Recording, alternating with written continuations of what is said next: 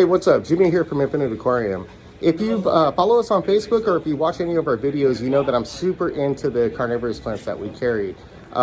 Just basic, Sarracenius, sundews, things like that. And one big question that we always get is, how do you actually set up a bog and how do you run these at home? And today, Ryan and I are going to put together a cheap little bog just to show you a basic setup and how easy these plants really are. Okay, so for starters, let's look at the plants. And the bogs that we're going to put together today are basic Sarracenia bogs. And Sarracenias are a super common carnivorous plant. They're known as a pitcher plant. And we have some oddball ones in stock right now that I really want to get on display just to show everybody their potential. So this is what we're going to be working with today. We have some Titans, we have some Oreophylas, we have Alesii too. So this is the stock that we'll be working with, and right now I'm going to go ahead and show you how to start putting together the bog. All right, so what we have here is one of those basic cheap plastic whiskey barrels that you can get from Lowe's or Home Depot. The biggest thing is you just want to make sure that the holes are not opened up. You want this to retain water. That's what a bog is all about. So the first step is to take basically a regular sand, and this is just like a number 3 grain. You can get this at garden centers. You can get this at Lowe's, Home Depot, Rockeries, things like that. It's pretty cheap, about 20 bucks for 50 pounds or so. So I'm just gonna scoop this into the whiskey barrel, and we're gonna try to get about 1/3 of the way up. And this is gonna be our base. This is gonna be our bog, and this is what's gonna make it so it actually holds a lot more water than what we need it to, and it will buy us some time in between having to put water into it, which is kind of the key here because life happens to everybody, even us, and sometimes these things will try to dry out. And like I said, this is just a basic beach sand. It's been tumbled, kind of dusty, but that doesn't really matter for what we're doing. And if we were to use this for an aquarium, most likely we'd rinse it out. So we don't really need to do that. And for a whiskey barrel this size, it looks like we're going to end up using probably about 50 pounds of sand. You could, plus or minus. You're not baking a wedding cake here. It doesn't have to be spot on. So, but that looks good to me.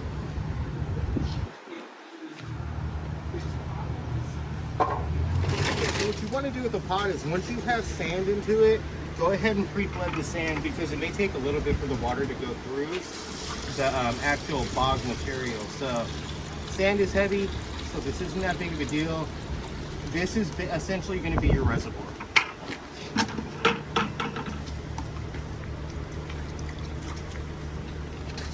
And then after that, you can throw your mulch in. And the mulch is going to float, and that's okay, because you're going to get it down with all the bog soil in a few minutes here anyways.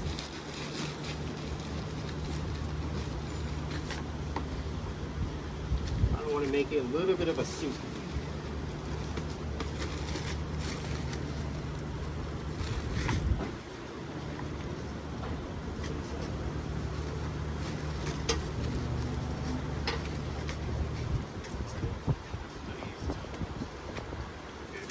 Okay, so the next step of this is basically making the planting medium for the carnivorous plants, which is almost equal 50-50 sand and peat moss.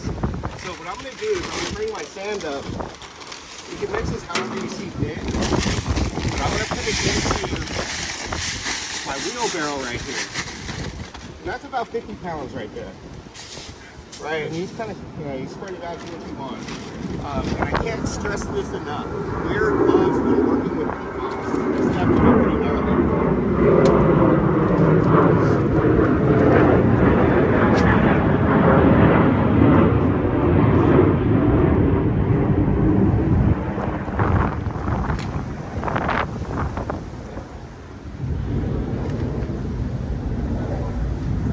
Okay, so you just want to get some peat moss into the whiskey barrel or the wheelbarrow.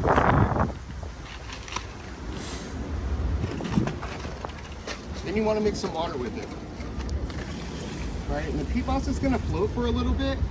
This is where gloves really come into play, is you just kind of want to get it in there, stir it with the sand, and add water as you need it. And you're just trying to kind of make a slurry here. And right now I got a lot of water in there, which is fine because my peat moss is really dry. Break it up as much as you can. And sometimes with peat moss, you know, I may have to let this sit for an hour or so just to let it absorb all the water, but during that time I can really stir it in and really make a good, almost like the soil out of it. Until you get the right consistency, you will add more peat moss into it.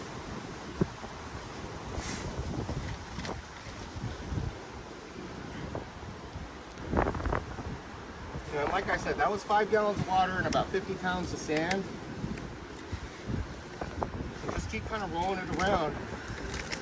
You'll get it all to mix up in time. And it does, you know, like I said before, you're not baking a cake. It doesn't have to be spot on. You're basically just trying to get a good planting material for the plants to go in. Okay, go ahead. Okay, so this is about 20-25 minutes later. I've been mixing the peat moss. It's literally about 50 pounds of sand, maybe 25 pounds, maybe even 10-15 pounds of peat moss, and 5 gallons of water. And you're just trying to get to this kind of consistency right here of almost like a soup, you know, and this could go another 24 hours just sitting. The peat moss will continually absorb more water, and that's why we're using it, is to make it kind of that bogginess. But right now you'd probably be okay with putting this into a pot, kind of letting it settle out. We've got rain here for the next week coming up, so I'm kind of banking on that a little bit, but this is what we have going on right here, and this would be the consistency of soil that we need, right about like that.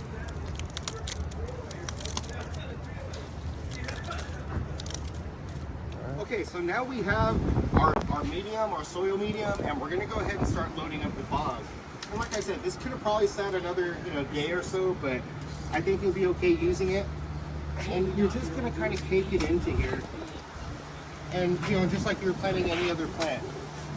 Try to get it in, pack it in a little bit, and that's gonna prevent the mulch on the bottom from floating up. And you're just gonna fill this up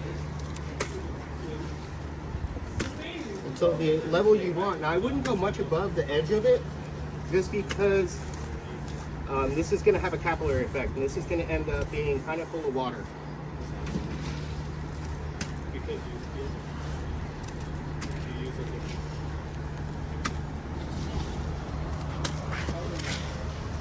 I think that would be just about enough. And that way we have a little bit of space. If it tries to float, do anything crazy like that, and you can see it's just kind of like a dough. Just kind of wet and holding water, and that's what you want it to be. And maybe to put a little bit more in, but I think, honestly, I think that would be good just like that. We'll just add a little bit just for good measure.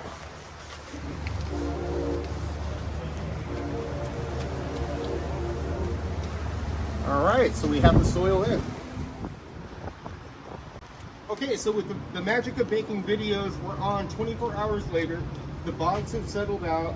The peat moss has absorbed all the water. So you can see, you come up right here, if we press down on the moss, the water level's just right about there. You can kind of see it come around my gloves. And that's a good bog right there. So we'll flatten that out.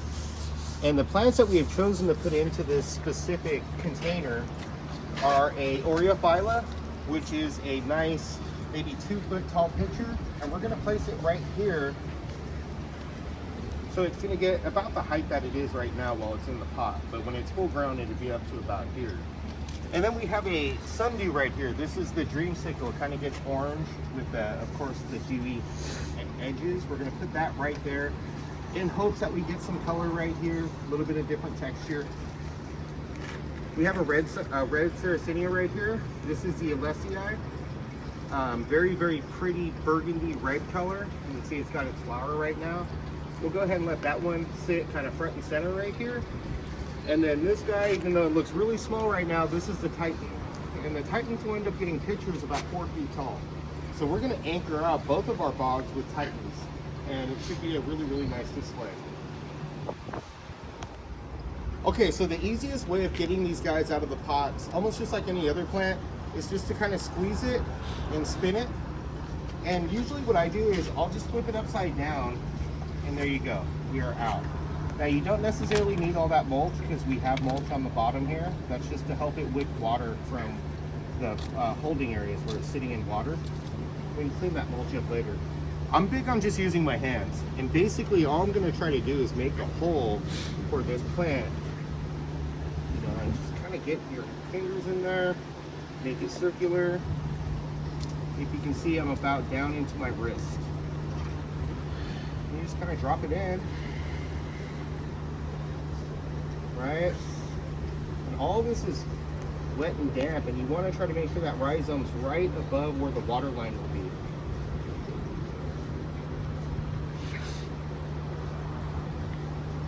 And it's pretty much as simple as that. That will start wicking water up from the bottom.